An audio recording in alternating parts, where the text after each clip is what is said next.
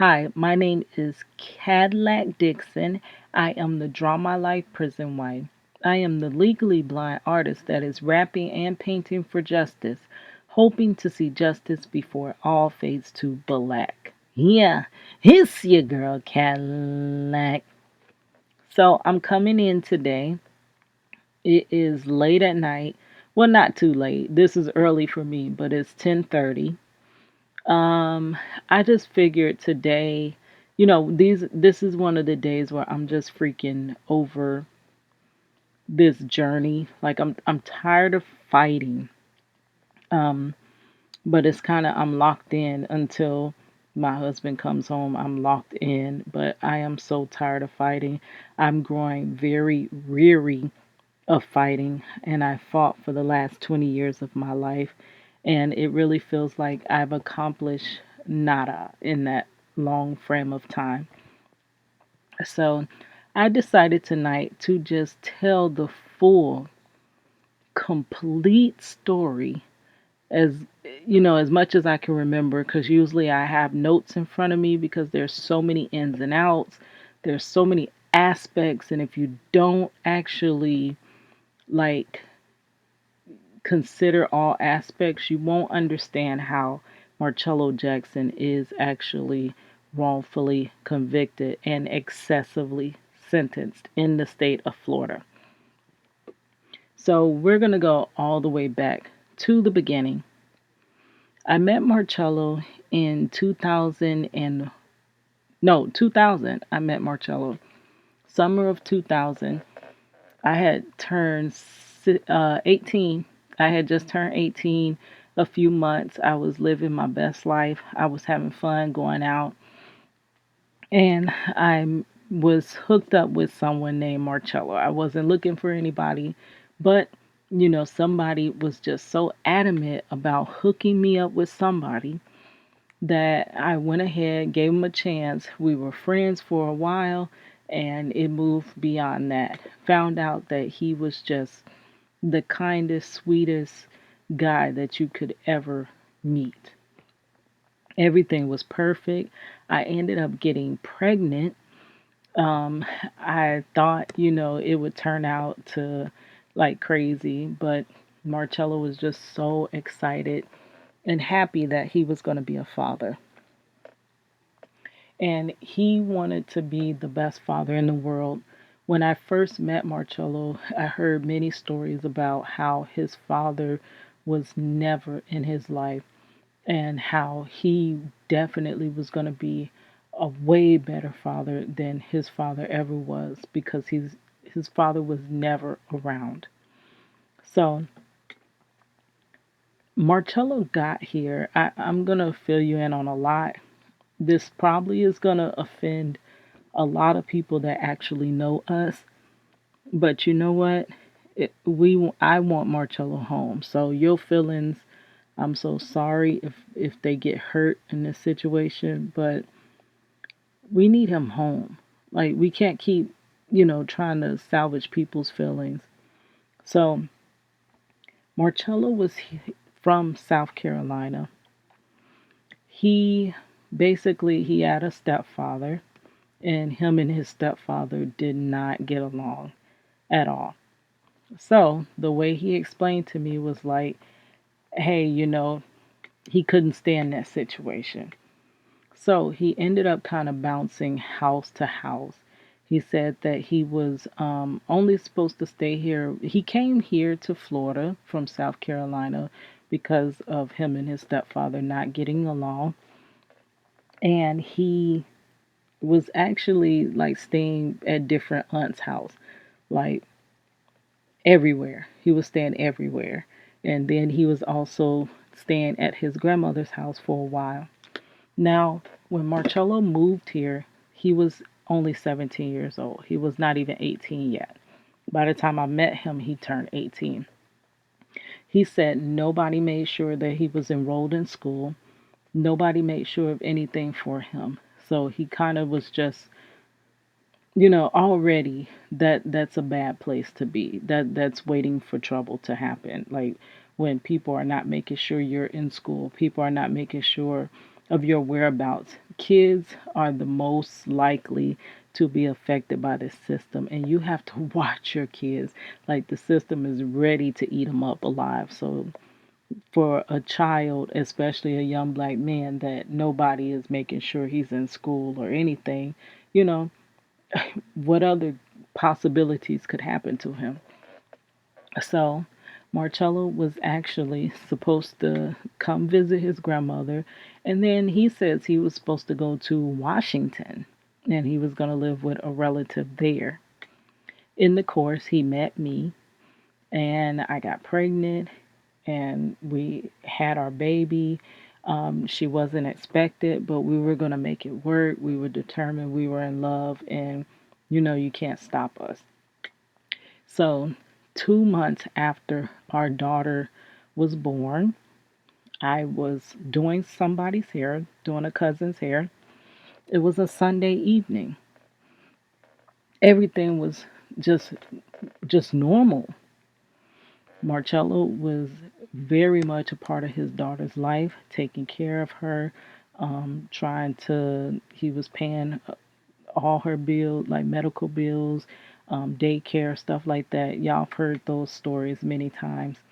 But he was actually a viable part of her life. So one night, it was a Sunday, and Marcello said that he was going to call me back. We had went to the movies. We hung out that day. We went to the movies at a place called Point Orlando. I really wanted to go to a movie theater called Movies 12 that is by his grandmother's house. Now, this is the thing. He would stay with his grandmother, but he said it was so stressful because, he had to do everything, and it was like just constant. He has to make sure everything is, taken care of, which I guess that could be okay, but for a, 18-year-old, when they're constantly being called to, hey, come do this, hey, come do that, that kind of, they don't want to be in that environment. They more so want to be where they can hang out and stuff like that. So there was a female cousin that lived actually downtown Orlando, like towards that area. And she was a younger cousin, of course. And he more so felt comfortable being over there. And a lot of times, me and Marcello would have conflicts about that because his grandmother's house was close to my house. And I would want him to stay on this side of town. I just had our daughter. We hadn't yet gotten enough money to move out together. So we were trying to, just figure our situation out. We were looking for apartments. We were doing all kinds of stuff. But in the meantime and in between time, I really rathered him stay over at his grandmother's house. But Marcello really wanted to stay with his cousin downtown. It was a female cousin. It was many times he would go and just babysit the cousin's children. And I'm like, how can you go babysit other people's children when you have your own child and stuff like that? But he just kept telling me that his environment at home I don't understand and it's not really good. So he's trying to be where he's comfortable. Okay, so that's where it gets to that situation where we went to the movies at Point Orlando, and I'm like, that morning, why can't we? I first that morning, Marcello had dreads. He had shoulder length dreads. They were kind of thick, and back in this time, people had dreads, but they didn't style them the way that they do now. They didn't braid them down. They didn't put them in different, they didn't do that back then. So I, Marcello would like his braids, his dreads braided down into cornrows, but this was not really a popular thing back then. Now it is, of course. So a lot of people couldn't do his dreads because, first of all, they weren't super long, but they weren't super short. So it was hard to gather all the dreads into, braids so that they don't poke out the braids and stuff like that. So I was a cosmetologist and I was really good at hair. So I would always braid his hair. So I braided his dreads down that day. We spent that whole day together. Then we were going to the movies. We went to Port Orlando. We walked around. I was like, but why we can't go to the movies 12 here? I said, I know you want to go to movies at the Port Orlando because you want to end up at your cousin's house because that was a further, like, that's more closer towards that cousin's house. And he was like, basically, we got into an argument, somewhat like a disagreement. And he basically was like, well, I moved away from my mother, so I don't basically need another mother. Like saying I was trying to be his mother, but I just wanted us to be a family and to live and, move past whatever roadblocks that we kind of hit or whatever. And he was kind of not with that. He didn't want me to tell him, where he can go and who he can hang with and all of that stuff. So, the the girl cousin, actually there was another boy cousin that lived with Marcello. Like Marcello kind of floated house to house.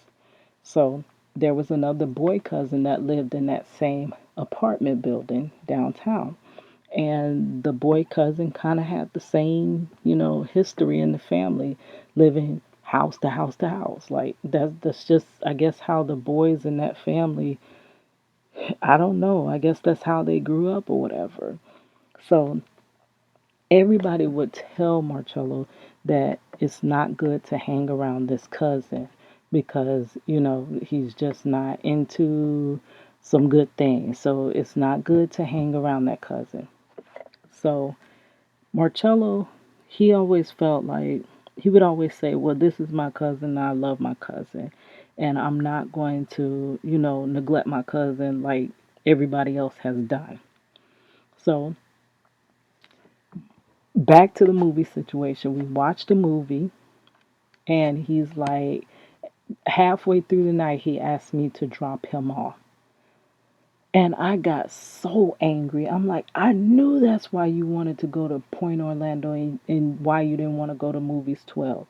I knew it. That's exactly why I said, I'm not going to drop you off over there. You need to stay home on this side of town. And he was like, and then I kind of changed my mind. If you know me, I'll tell you no, and then I'll think about it, and I'll be like, I'll try to do it or something like that.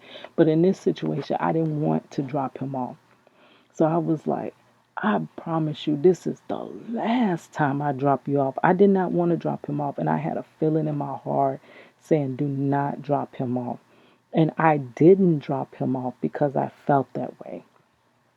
I took a back road and I dropped him off maybe 15 minutes away from his cousin's house via bike. Marcello got around on bike, a bike that I bought him. That's what he, used as his transportation. So I dropped him and his bike off by it was a bus station. I dropped him off on that corner by the bus station. He rode his bike from that location down to his cousin's house. Okay, he told me before he got out the car, he was like, I'll call you later. Now, this is when cell phones first came out. But if Marcello ever told me that I'm going to call you, he was going to call. He did not lie. He didn't lie about stuff like that. Like he would call me. Like even now we have that pact that I'm going to call you every single day. If you don't hear from me, something, somewhat, you've heard me mention that something must be wrong. Now, it may be something small or something big, but if it's within my power, I'm going to call you. So he always was like that. And I dropped him off, and then I went ahead and went and did my cousin's hair. And the night went on. I'm doing braids, which braids take a long time to do.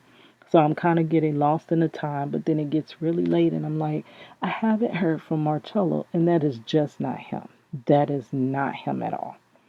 Not Marcello. So I'm like, okay, I'm not going to get alarmed. I go to sleep, end up finishing her hair, go to sleep. The next day, I get a phone call, a hysterical phone call, and it's Marcello on the phone, and he's crying. He's like, and I'm not understanding what's going on. He's like, I got a red band on my arm. I got a red band, this red band on my arm. And I'm like, what is a red band? What do you mean? I'm thinking he's in the hospital. I'm thinking something's wrong with him because he's crying. And he's like, I got this red band. And I'm like, what is the red band? I said, what does the red band say? He says, it says life or death on it. And I'm like, huh? Like, I don't understand. Like, what are you talking about? And that's when it all started. That's when, he was actually in 33rd Street Jail. That's our jail here in Orlando, Florida. And so from that point, I, by myself, I didn't understand what was going on. I couldn't understand what Marcello was saying. We didn't really get to talk a lot because I wasn't able to receive like collect calls. So it was kind of crazy. We were trying to communicate through letters and this and that. So I didn't really understand much of why he was in prison. I mean, in jail at the time. I'm so sorry. I'm used to saying he's in prison. So I just knew I had to get him back home to the family. I still have a 2 month old, baby that I just had. And we're trying to figure out life. Like, this is crazy. Like, what the heck is this? So I got all the money that I had got from different donations and stuff like that for my daughter when I just had our daughter. Many family members gave me money at a baby shower and stuff like that.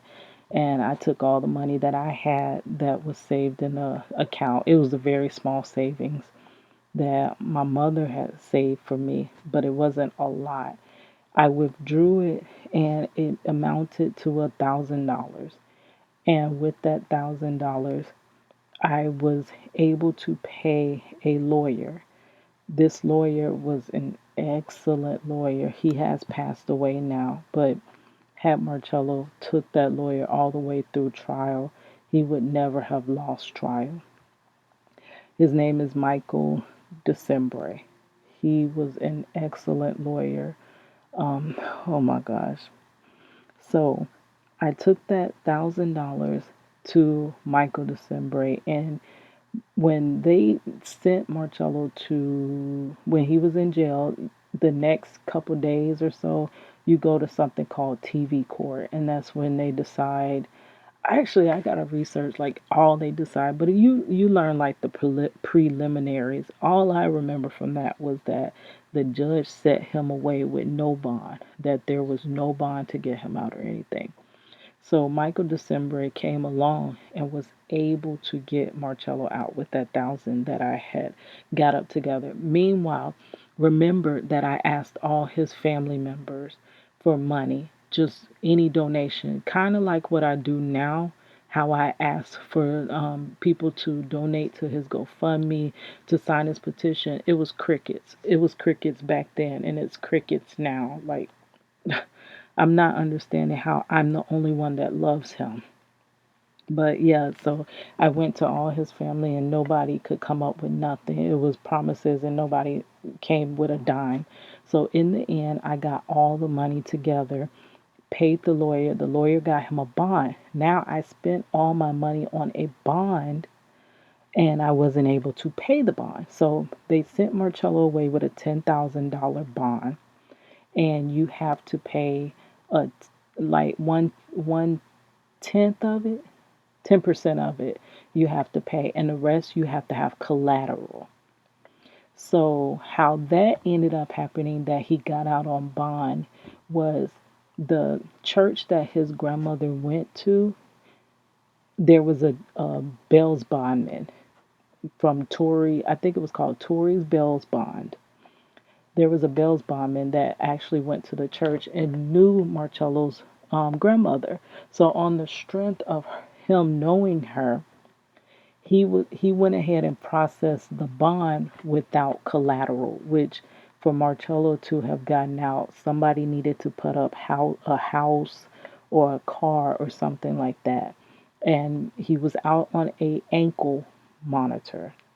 And it was, if he didn't show up to court, he booked or whatever, they come and confiscate your car or your house or whatever like that. But Marcello wasn't even trying to do any of that. He just wanted to be free. So that took care of the part of the bond. But then also, I didn't have the 1,000 to pay for the bond because his bond was 10,000. I had to pay one tenth of it. Well, 10%. I'm sorry, of it, and I didn't have another $1,000 because I had just gave it to that lawyer. So, how I was able to get that, I applied for many credit cards. I applied for so many credit cards. And I was really young, so I had just barely was able to build up my credit, but I was able to get all my credit like crazy. I had like 3 cards, and I believe I put them all together and consolidated it to one card and one amount. And I slid that card for that $1,000. Now, this is the part. When in all actuality, he slid the bondsman slid that card, and later I just kept looking for the payment, and it never came through. So the bondsman never actually charged us for him to get out. So I don't know if that was a favor or whatever, or just being, that was a godsend. And that was from 2 months old. That's when I referred that Marcello got out and spent time with his daughter from 2 months to 9 months. Now, that time when he did go to jail, he didn't show back up to work. So he ultimately lost his job, and he didn't have a job, and he would search for jobs. We would search for jobs together because now I got to get lawyer money and I got to take care of everybody. So I was trying to find a better job. He was trying to find a job. So that's how we spent most of our time, and making sure our daughter is taken care of. Marcello was on house arrest, so that meant he spent most of his time at home with our daughter. I would come home, he tried to comb her hair, he would feed her, he would cook for her. Those are the fondest memories that we have. And I lived there. I moved in the house with them, and it was so beautiful. And that's one of the best times in our lives. And I owe all of that to that bondsman and to that angel, Michael December. That's They gave us that first year, that bonding moment with our daughter together as a family. Now, that was the last time we were together as a family. So now that I told that part, I have to back up to that night. So, what ended up happening that night? Shortly after, Marcello was dropped off on that corner with his bike. He rode his bike to, now this is the account of Marcello, that he rode his bike to his cousin's house. Took him a little while to ride down there. He sat down on the couch.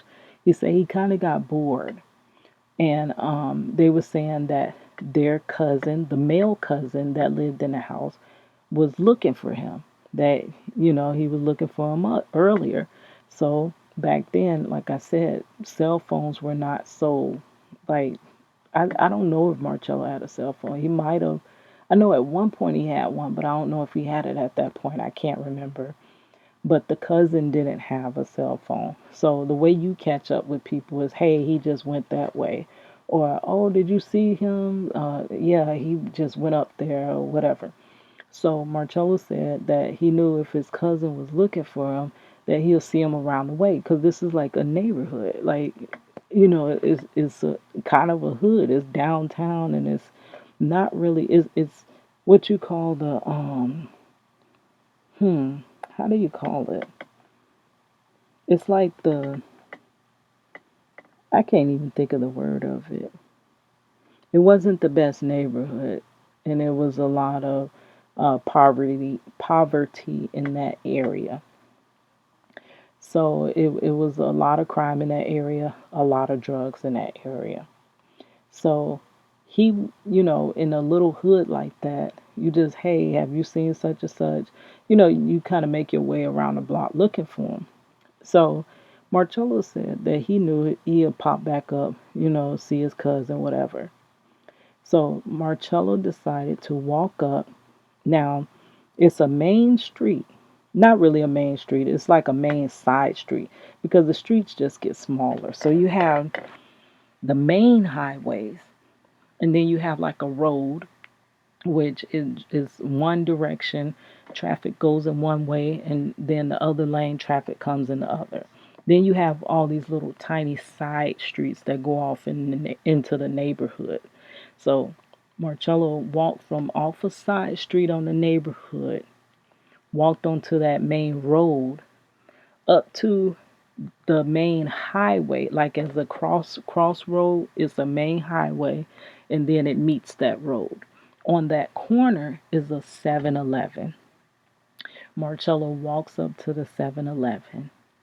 And when he walks up to the 7-Eleven, he says that he goes in, he buys a soda, and then after he buys the soda, he starts walking back to the female cousin's house. He said on his way walking back, he heard someone say, "Hey," yelling out the window as a car went by. He noticed that was his cousin. That was his cousin that had been looking for him.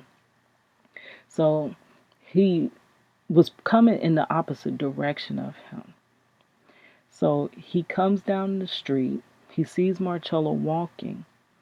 So to turn around the car, he turns he turns right onto a little side street. Well, he's coming from the other direction, so he would have turned left because he's coming towards Marcello. He turns left into a little side street to turn around, to back into a little driveway, turn around, and come back out. Marcello gets in the car. Then he turns the car around. But when he goes to turn the car around, coming off that little side street and comes back up to the road, there's a stop sign. But see, the problem is where he backed the car up to turn the car around is so close to the stop sign that he kind of rolled past the stop sign because it's too close, it's too narrow. It's nothing down that side street, but when I drove down it, it looks like it looks like apartments, like some small apartments, but it's actually a dead end road, like a very short dead end road. So if you're not pulling all the way up into the apartments, you kind of just pull up in their driveway and then do a 3-point turn to pull out. But he was too close to that stop sign. And he rolled past the stop sign instead of, stopping before he made that right turn. Just as he was running that stop sign, that's when a police was coming down that same road previous, the same direction how the car was coming towards Marcello for his cousin. His cousin was coming towards him. The police was coming in that direction. Okay, before I get into the police adding in the situation, I have to tell you the setting of the car. So it's a two-door car. It's a two-door car. Marcello was picked up walking. Remember that. He was walking and it was a two-door car. Marcello got into the car. His cousin was the driver. In the back seat, it was two guys. The nationality, they were two white guys. So there's four people in this car, in this vehicle. Two in the back, one in the front. Marcello enters and get into the passenger seat. Okay, so now he gets into the car. As soon as he gets in the car on that corner and the car turns around, it's literally less than a minute. Because I'm telling you this because the prosecutor harped so much on this. Like, Why would you get into a car and there's two people in the back seat? And what were you saying? Like, no conversation? Like, how could there be no conversation? So everybody's just riding in the car. There's nobody saying nothing. There's no conversation. But what she failed to say was it was a half of a minute. How much could you say and conversate in a half of a minute? And also another big issue at trial, they were saying, why was it two people in the back seat? Who just rides two people in the back seat? And one person, like, how was that, passenger seat just open? Well, think about it. You're going to pick somebody up. Remember, he already was saying, where's Marchello? Marchello was trying to get down there to that cousin's house, right? So if he already knows that, hey, I'm looking for Marchello, you already know that Marchello is on foot walking. You're in a two-door car and you're going up the street to pick him up. It's better to already have the passengers that's riding with you in the back seat so that when you pick Marchello up in the street, he can just jump in your passenger side.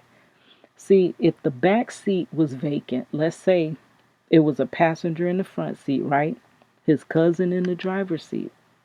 Then there was a passenger in the back seat. For Marchello to be picked up in the street, they would have had to stop the car.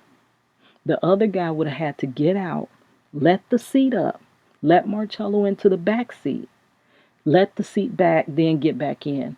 How could he have picked him up that quickly?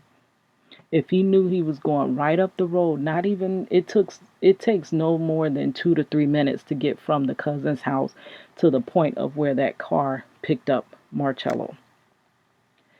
So if he was going right there, knowing he's picking him up on foot, I would already have the people in the back seat. That would make so much more sense. Like, even when my sister, like, say my sister rides with me, right? And we're going to pick up my aunt that lives right around the corner. And literally, there is no point for my sister to jump in the front with me, knowing that in 2 seconds we're about to pick up my aunt that lives right around the corner. So usually my sister will jump in the back seat. But you can say, hey, that looks crazy. Why is Keita driving in the front and then her sister's in the back? Well, because we're planning to pick somebody up. That is why we already prepared. So that is why, but the prosecutor used that as a big thing. Like, that made no sense. You didn't find that odd. You didn't just find that to be crazy to get into a car where there's two people in the back, your cousin's in the front, and you just jump in the car and you're not saying nothing. Well, there was no time to say nothing because as soon as Marchello got in that car and it turned around, whoop, whoop, whoop. Because remember, the cousin ran the stop sign. He literally just stuck foot in that car. So when the car ran the stop sign, the police seen them coming from the opposite direction, coming from a street down the opposite direction. So the car, the police tried to do a U-turn in the little narrow. It's a one-way street. No, it's not a one-way street. It's like one lane of traffic going one way and another lane of traffic coming this way. So the police in that little narrow street turned around and got behind the car and attempted to pull the car over. Okay. So had the car just pulled over, we don't know. Possibly this situation would not have been the way that it was. But the car did not pull over. For whatever reason, the cousin did not pull that car over. Instead, the cousin drove off, like sped off, and he went around a block. And I don't know how far they went around because they referred to it as a high-speed chase, a quick high-speed chase because it's a very small neighborhood.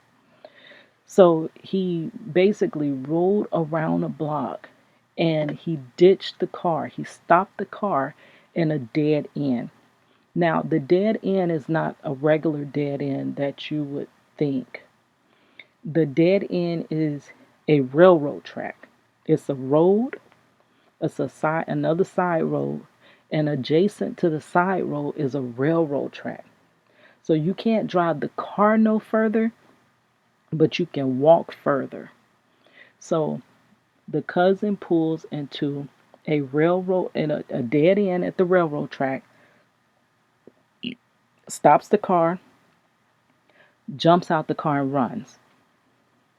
The police is right behind this car in this dead end. Marchello is sitting in the passenger seat, and now there are two white guys sitting in the back seat. It's not that I just want to put race into it. I'm trying to give you the scenario so you can imagine what happened. Okay, so this is what the police pulled up to. One guy jumped out the car, ran, and Marcello's just sitting in the passenger seat.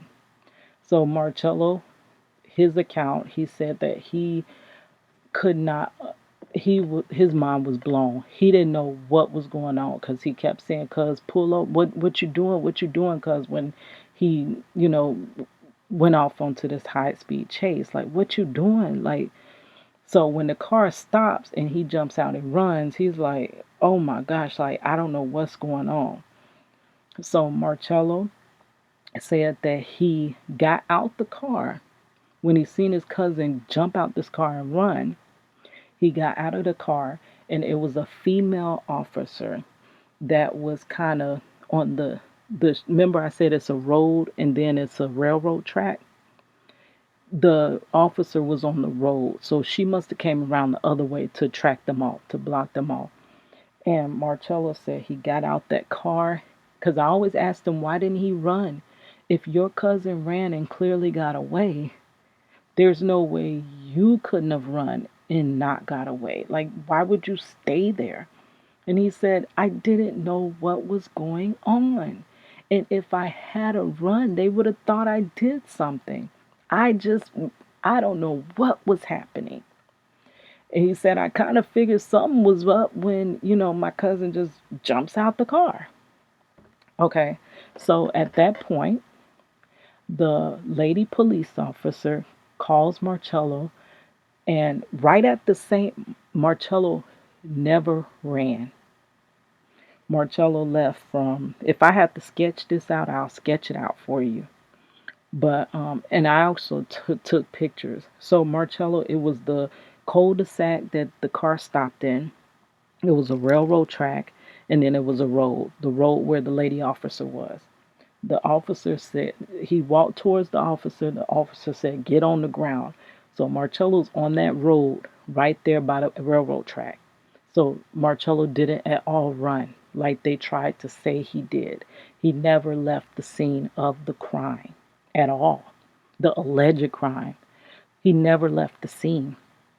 So she told him to get on the ground. He sat on the ground while they claim that they pursued the second perpetrator, the driver of the vehicle. They claim that they pursued him. Now, in the transcript, you see where they say they claim that they blocked off a perimeter. They had helicopters, and they had dogs. They had dogs chasing the second person, the cousin, and none of that, led to catching the cousin, which I don't understand. I guess he's a track star then. He must be faster than the fastest. Like, how does a person get out of all of that? Like, he gets around your perimeter, he gets away from your helicopter and your dogs. But anyhow, they say they couldn't find the driver at all, ever. In this case, never found the driver. Ever, ever, ever. Okay, so at that point, that same night, that's when they took Marcello to. Now, before they, oh, it's like I have to keep going back and forth. Like I have to tell you, and then I got to come back and reiterate what happened. Okay, so the police sees the two white guys, the two young men, what they kept referring to them as, the two young men sitting in the back seat. Now, there's different accounts of what happened with those two young men. One said that the police told them to get out the car and was actually pulling their guns on them as well, like trying to figure out what was wrong with them. And another one said, oh, it's a different account. Oh, that's why I got to go back to the transcript. The other one was saying that they just went and asked them, like, what's going on, and that they had said, hey, we had just been robbed. And they jumped out the car and was scared. So one account was they said they had been robbed, and the other account was that they said that they pulled their guns on them, thinking that they also would jump out and run or something was going on in this car. So nobody really knows what was happening in the car. Okay, so let me plug up my charger.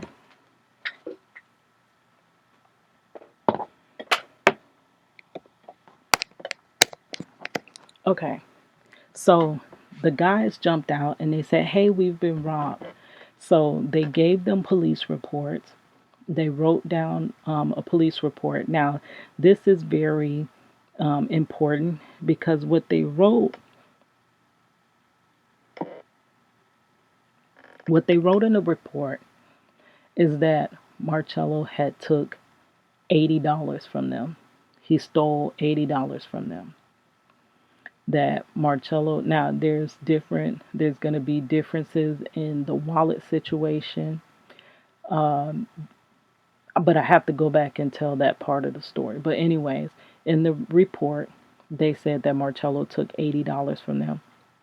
Well, basically, they were sitting across the street from one another, the two quote unquote victims and Marchello outside the car. He was across the street. So when they searched Marchello, they took a picture of him that night.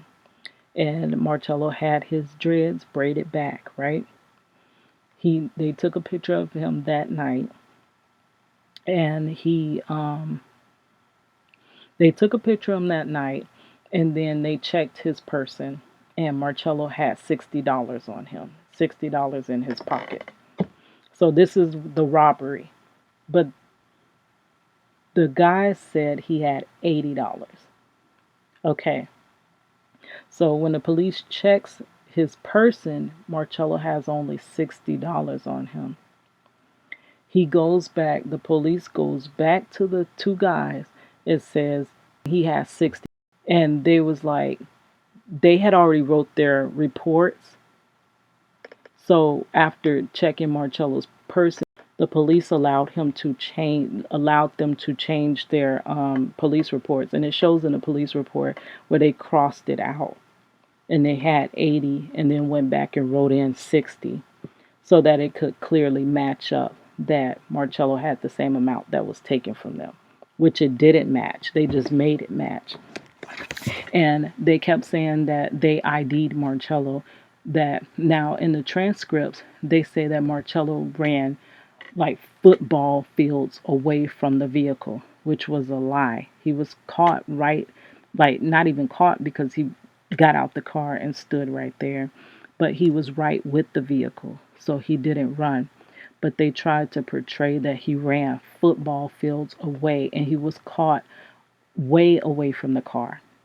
And when they caught him, that they brought him back to the guys that were at the car and said, is this the guy? And they were like, yes, this is him. They allowed them to ID him.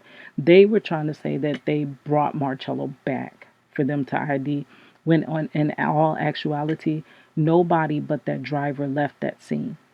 There was nobody else that left that scene. Marchello was right there in the vicinity of the car and with the two guys. So they clearly just looked at him. Like, there was no bringing him back to ID him. And after Marchello, they already had wrote their report saying that he had took $80 from them. They go back and say that they meant 60. Now, this is not the only thing that they were allowed to change. Now, they changed that in the beginning to make that line up. Okay, so Marchello, they never caught the driver. Marchello ended up going to jail that night. They booked him that night. Then, well, there's a little discrepancy there too, because it looks like they booked him the next day. And I'm like, so did they hold him when he wasn't under arrest? Because that booking doesn't add up as well. Okay, so go back to the two guys that were in the back seat, how their night ended. Now, they ended up going from that situation, being robbed. They went to, where the 7-Eleven was, the road that I said that Marchello walked down to get to the 7-Eleven. Well, just the main highway over was a big club. It was a big club. It was a gay bar. It was a gay club. And it was very popular, very famous, very famous. And they went to that club right out after. So this also is telling you why the two guys were in the back seat. They were boyfriends. They were sitting together in the back seat. Okay, so they left the scene and went back to that club because they had been to that club earlier. Okay, so now I have to turn around after I told Marcello's version of what happens. I have to turn around and tell you the police's version of what happened. That club is where they said it started, right? Which is just a main street over from where Marcello was at. He was at the 7-Eleven. The club is the street over. Okay. So the police say now that club had one entrance in and one entrance out. It was a Sunday night, so it had just gotten dark. And that club Sunday night is a big night. They had something called a tea dance, which they said people would come from all over to see this famous dance. And that was the reason the two young men were at that club. They said that they had come to the club.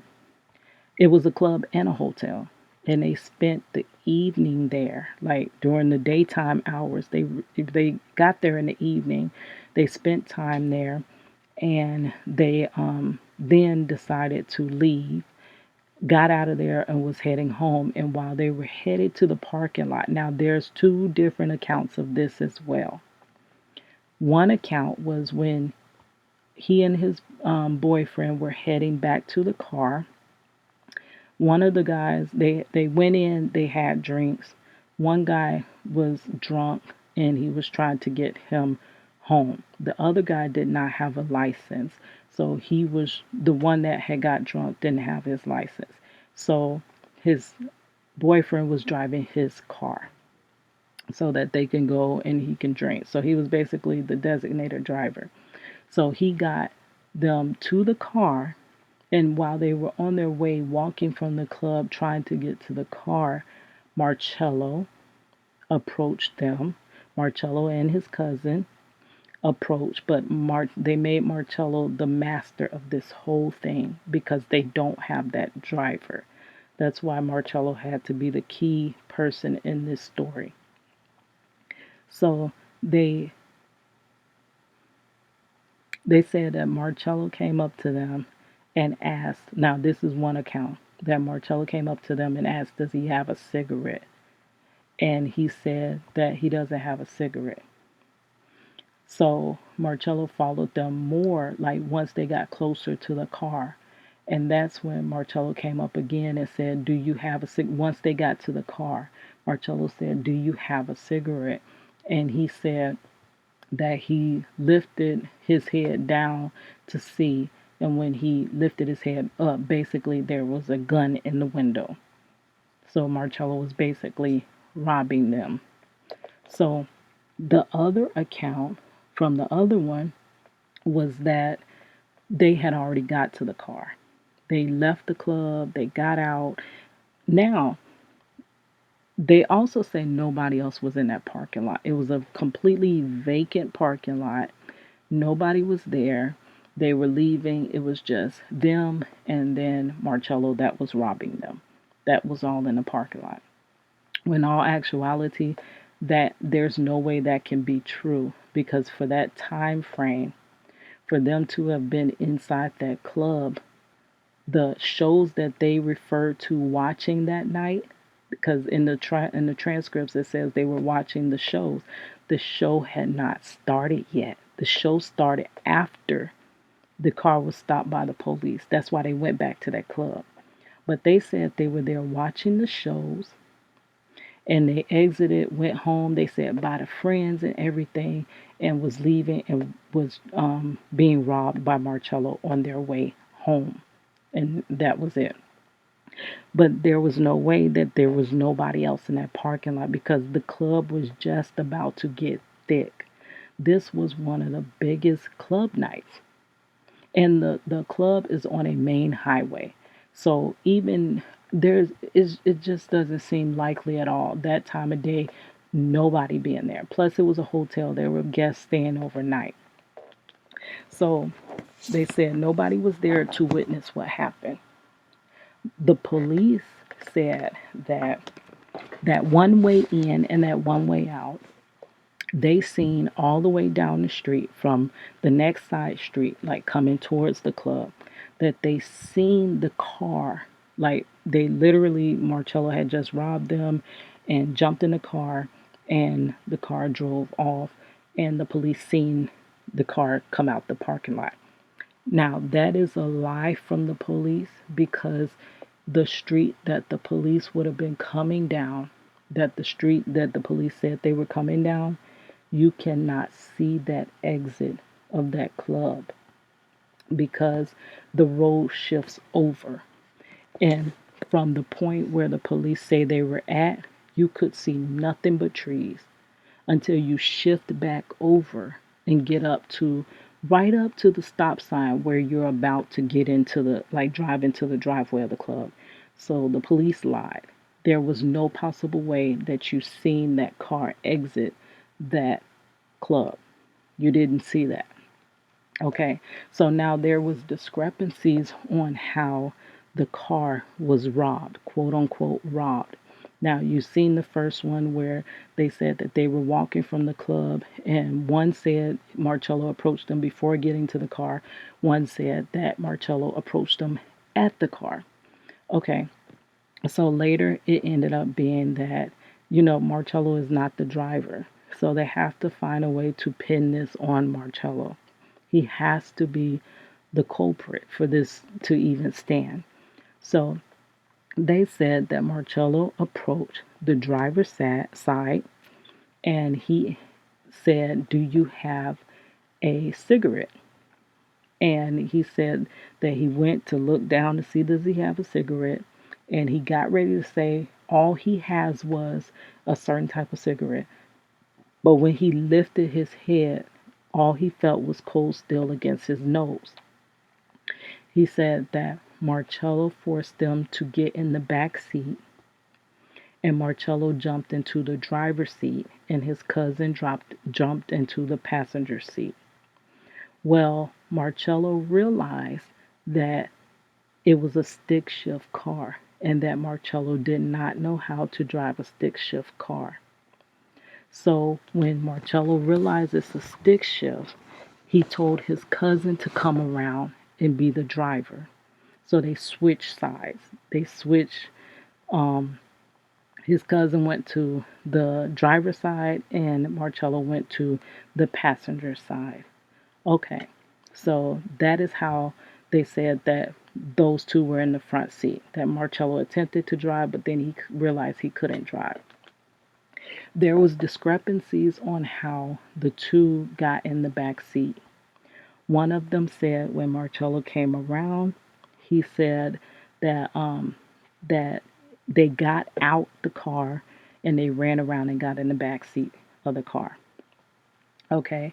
The other one said that Marchello would not let them out the car, and he made them crawl over the seat. So they caught on to that wasn't the same thing said. So they were saying that they